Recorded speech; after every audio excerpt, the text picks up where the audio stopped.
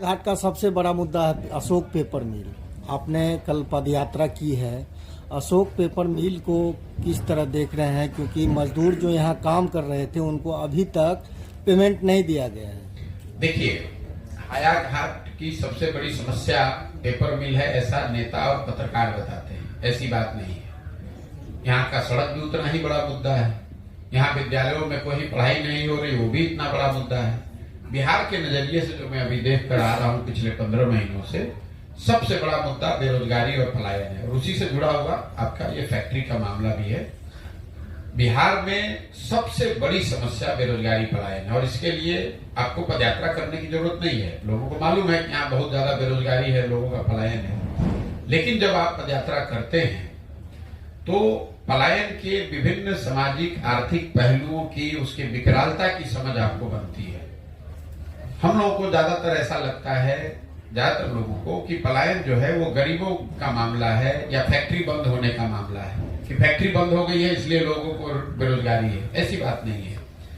गरीब आदमी का जो बच्चा है वो तो मजदूरी करने के लिए बाहर जा ही रहा, लेकिन सच्चाई यह है कि जो बिहार में समृद्ध लोग हैं उनके बच्चे भी पढ़ाई या नौकरी के लिए उनको भी पलायन करना है। पलायन सिर्फ गरीबों का मुद्दा नहीं है।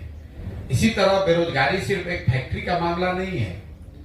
यहाँ ज्यादातर लोग बेरोजगार हैं। एक फैक्ट्री लगे या 2 फैक्ट्री लग जाए, अगर ऐसा तो नहीं है कि अशोक पेपर मिल जब चल रहा था तब यहाँ बेरोजगारी नहीं थी, तब लोग यहाँ से पलायन नहीं करते थे। फैक्ट्रियां तो तमाम यहाँ बंद है, कोई आप ही के यहाँ नहीं बंद है, हर जिले में बंद है। जो भी फैक्ट्री चल रही थी, चाहे चीनी मिल हो चाहे पेपर मिल हो, वो सब बंद है। क्योंकि सरकार की प्राथमिकता में शिक्षा रोजगार है ही नहीं। सरकार को तो सरकारी नौकरी और उसमें उससे जुड़ा हुआ आरक्षण, यही सबसे बड़ा मामला दिखता है। आपको हमको एक आंकड़ा याद रखना चाहिए कि बिहार में कुल 1.57% मतलब 1.5% आबादी ही सरकारी नौकरी में है। चपरासी से लेकर संविदा पर काम करने वालों से लेकर चीफ सेक्रेटरी, मुख्य सचिव तक सारे लोग जो सरकारी व्यवस्था में काम करते हैं वो 1.5% लोग हैं। 98.5% आदमी तो सरकारी नौकरी में है ही नहीं, लेकिन वो 1.5% के लिए ही पूरे समाज को बांट के लड़ाकर हर आदमी उसी 1.5% में जगह पाने के लिए लड़ रहा है। लड़के तैयारी कर रहे हैं, जातियां संघर्ष कर रही हैं आरक्षण के लिए, गरीब आदमी उसमें मारामारी कर रहा है, पैसे वाला पैसा देकर उसी में घुसना चाहता है।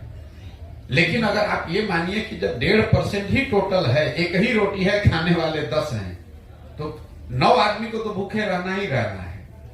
तो अशोक पेपर मिल चालू हो जाए, उससे दरभंगा में रोजगार नहीं मिल जाएगा, 5000 आदमी को रोजगार मिल जाएगा।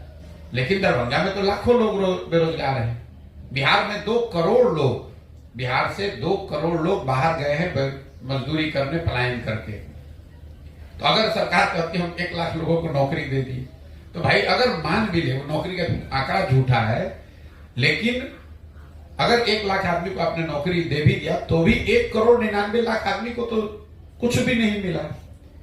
तो जब तक यहाँ स्वरोजगार की व्यवस्था नहीं होगी, लोगों की पढ़ाई और स्वरोजगार की व्यवस्था नहीं होगी, तब तक किसी भी हालत में बिहार में बेरोजगारी खत्म नहीं हो सकती है, पलायन यहाँ से नहीं रुक सकता है।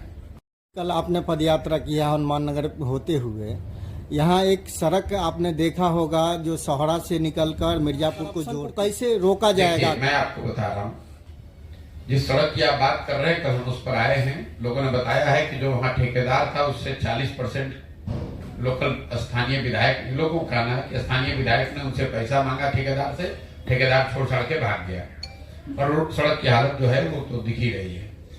मैं जब से दरभंगा आया हूं, अभी मैं दरभंगा के स्थिति पर बहुत टीका टिप्पणी नहीं करना चाहता हूं क्योंकि अभी पदयात्रा 1 महीना यहाँ चलनी है। लेकिन जिन प्रखंडों से मैं होकर आ रहा हूं, हर प्रखंड में सड़क की स्थिति दरभंगा में मुझे लग रहा है कि शिवहर और कुछ सिवान के हिस्सों को अगर छोड़ दें तो सबसे ज्यादा खराब है अभी तक।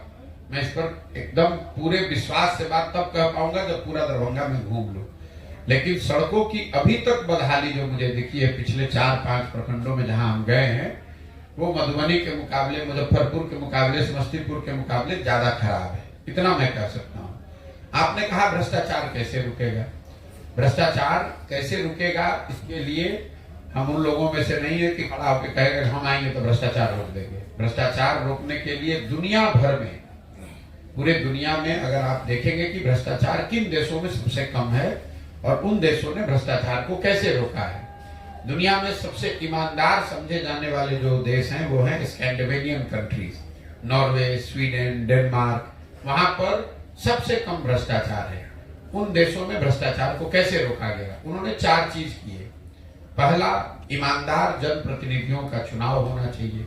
अगर आप गलत आदमी को चुनेंगे, आप चोर को, बदमाश को, डकैत को, ठेकेदार को अगर आप चुन कर लाएंगे तो स्वाभाविक तौर पर वो चोरी तो करेगा ही करेगा। अच्छे जनप्रतिनिधियों का चुनाव। दूसरा, सत्ता और संसाधन का विकेंद्रीकरण। बिहार में अभी जो व्यवस्था है, ये पूरी बिहार की शासन व्यवस्था को 2 नेता, नीतीश कुमार, तेजस्वी यादव और उनके 5 अफसर चला रहे हैं।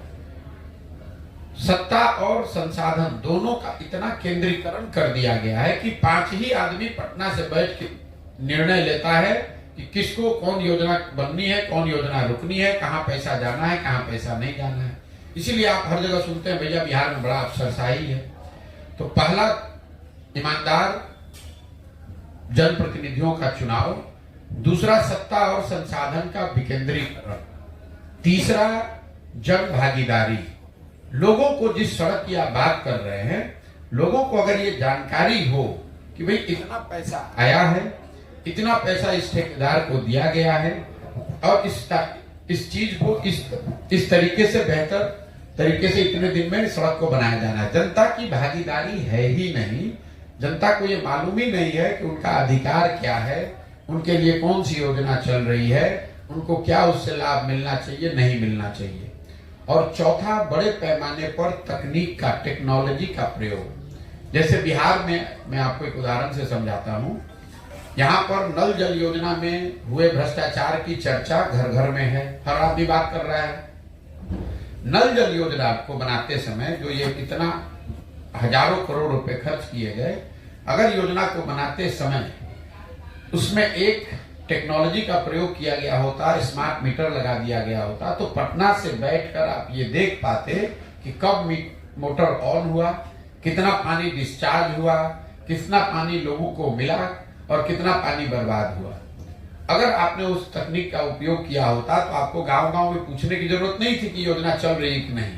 पटना में बैठा हुआ एक कंट्रोल रूम बता सकता था कि आज कितने नल जल योजना में सुबह में 8 बजे मोटर चालू हुआ, कितने जगह मोटर चालू नहीं हुआ, कितने जगह पानी कितना डिस्चार्ज हुआ। इन 4 चीजों के समावेश से भ्रष्टाचार पर बहुत बड़े पैमाने पर अंकुश लगाया गया। खत्म नहीं होगा, खत्म बिल्कुल नहीं हो सकता है, ये आप मान लीजिए। ये जो कहता है वो झूठ बोलता है। लेकिन इन 4 चीज को अगर किया जाए, जनता ईमानदार जनप्रतिनिधियों का चुनाव करे, जो लोग सत्ता में आए वो सत्ता और संसाधन का विकेंद्रीकरण करें, बड़े पैमाने पर जनता को सरकार के निर्णयों में, योजनाओं के बनाने और क्रियान्वयन में शामिल किया जाए और तकनीक का उपयोग हर स्तर पर किया जाए, तो बिहार में भ्रष्टाचार को कम किया जा सकता है। दुर्भाग्य ऐसा है सर कि जहाँ भी योजना होता है वहाँ पे बोर्ड भी नहीं लगाया जाता है। योजना होने से पहले भागीदारी की बात वही तो बता रहे, जब लोगों को पता ही नहीं है कि सड़क इस जगह से इस जगह के लिए इतना रुपया सैंक्शन हुआ, ये इसका ठेकेदार है और इनको इतने दिन में पूरा करना है, इसके मेंटेनेंस की जिम्मेवारी इनको 3 वर्ष की है। ये जानकारी लोगों को होगी तब तो उसमें कोई 2 आदमी जाकर पूछेगा। अभी तो लोगों को जानकारी नहीं, लोगों को यही नहीं समझ है ज्यादातर जगह कि ये सड़क पंचायत की है, ये मुख्यमंत्री संपर्क योजना है, कि प्रधानमंत्री संपर्क योजना है, कि ये आरईओ की सड़क है, कि पीडब्ल्यूडी की सड़क है। सड़क इसलिए नहीं बन रही है कि बीच में प्राइवेट जमीन है, कि सड़क इसलिए नहीं बन रही है कि ठेकेदार से पैसा किसी ने मांगा वो भाग गया। जब ये लोगों को जानकारी नहीं है तो फिर नीचे काम होगा कैसे? इसको करने का तो एक ही तरीका, पटना में कोई अफसर बैठ के ये तो नहीं बता सकता है कि हायाघाट के किस गांव के किस टोले में सड़क अच्छी बनी या खराब बनी। जहां बन भी रहा है उसका क्वालिटी खराब है। लेकिन अगर आपके घर के सामने सड़क बन रही है और आपको ये मालूम है कि इसका ये मापदंड है, इस आदमी को बनाना है, तो हर आदमी जगे या न जगे, कम से कम जागरूक जनता जो है वो खड़ा होकर पूछेगी कि भाई ये क्यों इस तरह से बनाया जा रहा है या नहीं बनाया जा रहा है। दुनिया में इसी तरीके से लोगों ने रोका है। बाकी नेता आकर नाटक करने के लिए आपने देखा जन लोकपाल आएगा तो भ्रष्टाचार खत्म हो जाएगा। जो लोग जन लोकपाल का आंदोलन कर रहे थे वही जेल में जा रहे हैं। इस तरह के शगुफाबाजी से सुधार होगा नहीं। जब तक आप इन चारों चीज को लागू नहीं करेंगे, ईमानदार जनप्रतिनिधियों को नहीं चुनेंगे, सत्ता और संसाधन का विकेंद्रीकरण नहीं होगा, जनता को इसमें भागीदार हिस्सेदार नहीं बनाया जाएगा और बड़े पैमाने पर तकनीक का उपयोग नहीं होगा, तब तक बिहार में या कहीं पर भी भ्रष्टाचार पर अंकुश लगाया नहीं जा सकता है। सर, बिहार में जनता हमेशा ब्लैकमेल, इमोशनल ब्लैकमेल होते आ रहा है, लेकिन अब जो आपने कहा कि सेल्फ डिपेंड होने के लिए क्या करना पड़ेगा आम जनता? नहीं, जनता ब्लैकमेल कहाँ हो रही है? ये तो आपको, हमको लगता है, हमारी सभाओं में आप आइए, मैं लोगों को ये सवाल पूछता हूँ, लोगों को बताता हूँ। जनता ये कहती है कि हमको नेता झूठ बोल के वोट लिया है। ऐसी बात नहीं है। नेता को तो उसी चीज पर वोट मिल रहा है जो वो बता रहा है। नेता ने कहा कि मंदिर बनाएंगे, वोट दीजिए, आपने वोट दे दिया तो मंदिर बन रहा है। नेता ने कहा कि 5 किलो अनाज हम आपको देंगे, वोट दीजिए, तो आप वोट दे दिए। चोरी भी हो रहा है, तब भी 1 किलो चोरी करके 4 किलो अनाज मिल रहा है। नेता ने कहा कि हम आपके जात, आप हमारे जात के हैं, हमको वोट दे दीजिए, अपने जात का उत्थान कर देंगे। तो जाति की चर्चा, जाति की का सर्वे, जाति का बात हर जगह बिहार में हो रहा है। नेता ने कहा कि हम जीत कर आएंगे, हमको वोट दीजिए, आपको सिलेंडर दे देंगे। तो सिलेंडर का दाम 1000 हो कि 1200 सिलेंडर सबको बटिए रहा है। नेता ने कहा कि हम गुजरात में बहुत विकास किए हैं, इसलिए हमको वोट दे दीजिए। तो गुजरात में विकास हो ही रहा है और आपके हमारे बच्चे जाकर गुजरात में नौकरी कर ही रहे हैं। तो आप मुझे, हम रोज लोगों से पूछते हैं कि आपने किस बात पर वोट दिया जो आपको नहीं मिला है। तो लोग खुद ही बताते हैं, भैया हम लोग तो पढ़ाई के लिए जीवन में वोट नहीं दिए हैं। आप जिस मिल की बात कर रहे हैं, हायाघाट में कौन आदमी उस मिल के लिए वोट किया है? तो आप 5 बरस उस समस्या की बात करेंगे और वोट दीजिएगा 5 किलो अनाज के नाम पर, दारू पीकर, मुर्गा भात खाकर, तो सुधरेगा कैसे भाई? यही बात तो ये अभियान इसी बात के लिए तो है। इस अभियान में जब मैं बोलता हूं लोगों से, आप जाकर सुनिए, 4000 गांव में कुछ बात बोलूं या ना बोलूं, सबसे पहले ये पूछता हूं कि पढ़ाई होना चाहिए कि नहीं होना चाहिए। 100 में 100% आदमी कहता है हाथ उठाकर कि नहीं भैया, बिल्कुल पढ़ाई होना चाहिए। चाहे वो खुद अनपढ़ है, पढ़ा लिखा है, गरीब है, अमीर है, हिंदू मुसलमान, अगड़ा पिछड़ा, महिला पुरुष, सब ये कहते हैं ना भैया पढ़ाई होना चाहिए। फिर मैं दूसरा सवाल पूछता हूं कि अपने अपने बच्चों के सर पे हाथ रख के बोलो कि आप में से किसने जीवन में पढ़ाई के लिए वोट दिया है। 4000 से ज्यादा गांव में आज तक एक आदमी भी नहीं कहा कि ना भैया वोट हमने दिया है पढ़ाई के लिए। लोग झूठ नहीं बोलते, लोग बोलते हैं भैया नहीं दिए। तो हम उनको बताते हैं कि नहीं दिए हो, इसीलिए ये दुर्दशा है। वोट दिए हो मंदिर के लिए तो मंदिर बनेगा, वोट दोगे 5 किलो अनाज के लिए तो अनाज मिलेगा।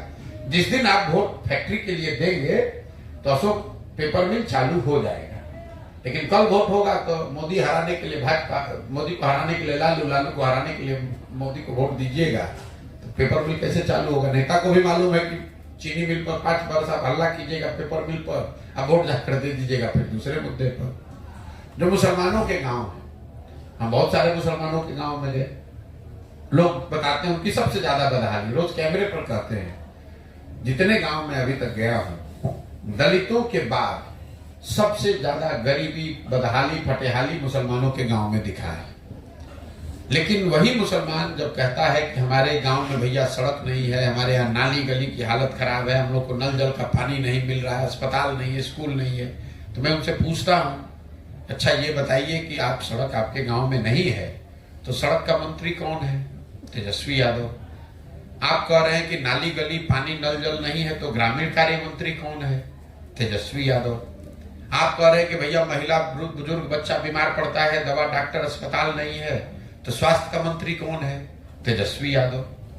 आप कह रहे हैं कि मधुबनी, दरभंगा भैया सड़क, शहर का हालत बरसात में नरक का है, नरक का दशा है, तो शहरी विकास मंत्री कौन है? तेजस्वी यादव। अब फिर कल वोट होगा तो सारा मुसलमान उठ के जाके फिर वही तेजस्वी यादव को वोट देगा, तो सुधार होगा कैसे ये बताइए? तेजस्वी यादव को भी मालूम है, लालटेन के लोगों को मालूम है कि ये मुसलमान है, हमको वोट देगा ही देगा, ये हमारा बंधुआ मजदूर है। यही हाल भाजपा के वोटर का है। उनको मालूम है कि काम करे चाहे न करे, जो भाजपा का वोट, जो भी लालू जी से डरता है वो आके हमको वोट दे ही देगा। भाई अशोक पेपर मिल नहीं चालू हुआ तो मोदी जी चालू क्यों नहीं करा दे रहे हैं? मोदी जी को तो सब लोग वोट दिया है, यहाँ से दरभंगा से अपने सांसद जिता कर भेजा है और पेपर मिल चालू नहीं हुआ, तो उनका सांसद तो हारना चाहिए इस बार। लेकिन सारी शिकायतों के बाद, पेपर मिल चालू नहीं होने के बाद भी जब वोट होगा तो आप लोग कहिएगा भैया लालू से अच्छा तो मोदी है, चलिए इसी को दीजिए। इसीलिए सुधार नहीं होता है। दक्षिण के जितने राज्य हैं, आंकड़ा जरा याद रखिए आप लोग, दक्षिण में जितने राज्य हैं, केरल, कर्नाटक, तमिलनाडु, आंध्र प्रदेश, तेलंगाना, कोई ऐसा राज्य नहीं है जहां कोई एक आदमी 10 साल से ज्यादा लगातार मुख्यमंत्री रहा हो। बिहार में 32 वर्ष से लालू नीतीश, आपको बदलना ही नहीं, आगे बढ़ना ही नहीं है। लोकतंत्र को ही खत्म कर दिया गया है। यहाँ इन्हीं का जन्मसिद्ध अधिकार है, ये रहेंगे, इसके बाद इनके बेटे रहेंगे। तो अगर आपको मालूम है कि हमको परीक्षा में 80% नंबर आना ही है, तो आप पढ़िएगा क्यों? नेता को मालूम है कि हमको जनता वोट देगी ही, तो काम करेगा क्यों?